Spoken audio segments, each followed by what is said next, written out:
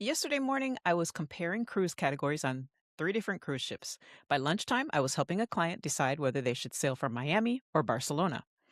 By mid afternoon, I was answering questions about passports, insurance, and dining reservations. And by evening, I was editing a YouTube video about travel.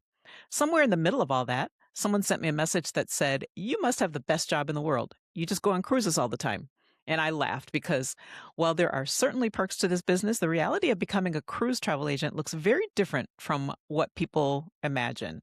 And lately, thousands of people have been searching YouTube trying to answer the same question. Should I become a cruise travel agent? Today, I'm pulling back the curtain and sharing what this career actually looks like, the good, the difficult, and the things nobody tells you before you start. Before we jump in, if you enjoy travel stories, cruise tips, and behind the scenes conversations like this one, I'd love to stay connected outside of YouTube. I've put a link to my email list in the description below. Every Monday, I send out Blueprint Mondays with travel inspiration, industry insights, special opportunities, and the kinds of travel conversations we don't always have time for here on the channel. If that sounds like your kind of thing, I'd love to have you join us. Now, let's talk about what this job is really like. Let's start with the biggest misconception. Travel advisors do not spend all day lounging by pools on cruise ships. In fact, most days look a lot more like spreadsheets, supplier training, email conversations, booking systems, and solving problems before clients even know they exist. And another myth is that people assume cruise advisors simply click a button and collect a commission. The truth is that cruise bookings can involve cabin selection, dining reservations, special celebrations, accessibility requests, flight transfers, shore excursions, travel protection, and countless tiny details that can make or break a vacation. A good cruise advisor isn't selling cabins, they're designing experiences. People always assume that travel advisors are constantly traveling for free. The reality is that many travel advisors invest significant time and money into education, ship inspections, conferences, destination training, and familiarization trips so they can better serve clients later. There are certainly opportunities to travel, but the travel is often work. Wonderful work, but work nonetheless. So, what does a normal day look like? Honestly, there isn't one. Some days are exciting. You might help someone plan the honeymoon that they've dreamed about for years. You might help a family book their first cruise together. You might put together a group sailing where strangers become friends by the end of the week.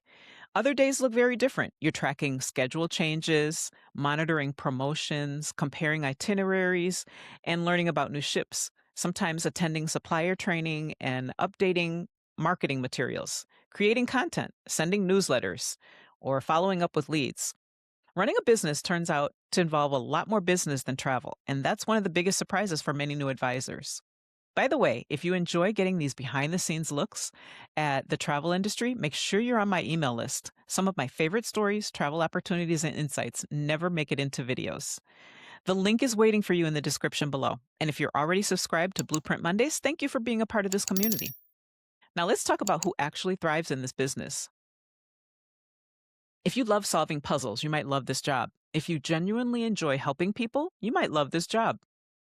If you get excited researching destinations and finding the perfect fit for someone's travel style, you might love this job. And if you enjoy building relationships over transactions, you might love this job. The people who seem happiest in this business are rarely the people chasing free vacations. They're the people who love seeing someone come home with memories they'll talk about for years. There's something incredibly rewarding about receiving vacation photos from clients who are standing somewhere they once thought they'd never see. Now, for the part that people don't always talk about, this business isn't for everyone. If you dislike marketing, it can be difficult.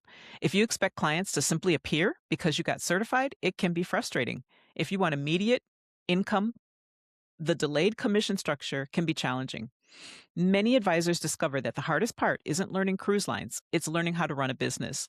The travel part is often the easy part. The entrepreneurship part is where many people struggle. The thing that surprised me the most wasn't the work, it was the responsibility. When someone trusts you with their anniversary trip, their retirement celebration, their family reunion, or the vacation they've saved years to take, that's not something you take lightly. Travel is emotional.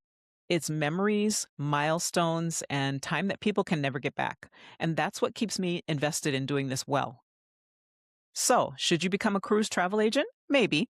If you love helping people, if you're curious, if you're willing to learn, if you're comfortable building something slowly, and if you care more about the relationships than the transactions, it can be an incredibly rewarding career. For me, it's been an opportunity to combine education, travel, storytelling, and service in ways I never expected. And honestly, that's been one of the greatest surprises of all. If you enjoyed this behind the scenes look into the travel industry, I'd love to continue the conversation with you throughout my Blueprint Mondays email newsletter. The link is in the description below. And while you're there, subscribe to the channel so you don't miss future conversations about travel, cruising, and creating experiences that are worth remembering. Thanks for spending part of your day with me, and I'll see you in the next episode.